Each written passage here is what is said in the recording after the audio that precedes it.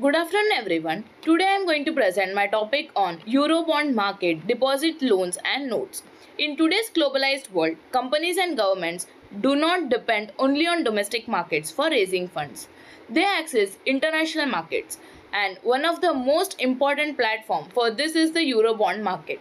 Through this presentation, I will explain what the Eurobond market is and its key instruments, how it works, its practical relevance, and finally its advantages and limitations. So let's move on to our next slide, which is what is the Eurobond market. First, let us understand what the Eurobond market actually means. The Eurobond market is an international capital market where bonds are issued in a currency different from the country where they are issued. For example, if a bond is issued in London but it is denominated in US dollars, it is called a Eurobond. This market emerged in the 1960s due to increasing global capital mobility and US interest equalization taxes. It plays a very important role in cross border financing and provides access to global capital pools. Today, it is one of the largest debt markets in the world. Now, let us understand its key instruments. Under the Eurobond market, there are mainly three instruments. First is Euro deposits. There are short-term funds held in bank outside the home country for the currency. For example, US dollars deposited in London bank. Second one is Euro loans.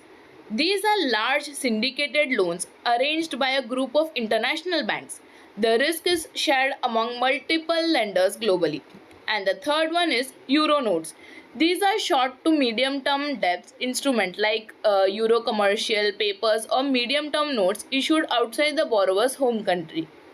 Some key features of this market are low regulation, large dominations, access to global institutional investors.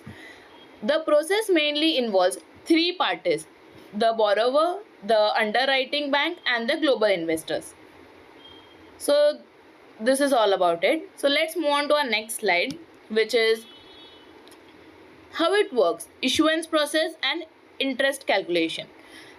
Now, let us understand how Eurobonds are issued. The first step is mandate and structuring. The borrower appoints a lead manager to structure the bond terms.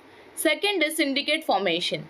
The lead manager forms an underwriting syndicate to share the risk. And the third is roadshow and pricing. The bond is marketed to investors and the coupon rate is finalized. Finally, issuance and listing takes place. The bond is issued and listed on an international exchange. Now, coming to interest calculation, the simple interest formula is I is equals to P into R into T.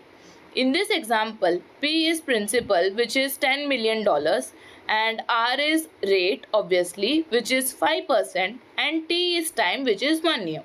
So, interest is equals to 10 million into 5% into 1, which equals to $5 lakh.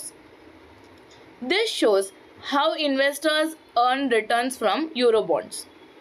So, let's move on to our next slide, which is practical relevance, real world applications. To understand its real practical relevance, let us consider an Indian MNC example because it is more relatable to us. Suppose an Indian infrastructure company raises $500 million through USD denominated bonds issued in London. This helps them bypass domestic regulatory limits and access cheaper global interest rate. Why do MNCs use Eurobonds? Access to deeper liquidity, lower borrowing cost, currency flexibility, natural hedging if revenues are in foreign currency. Especially after 2020, Eurobond issuances increased because companies diversified funding due to domestic credit constraints. This was all about it.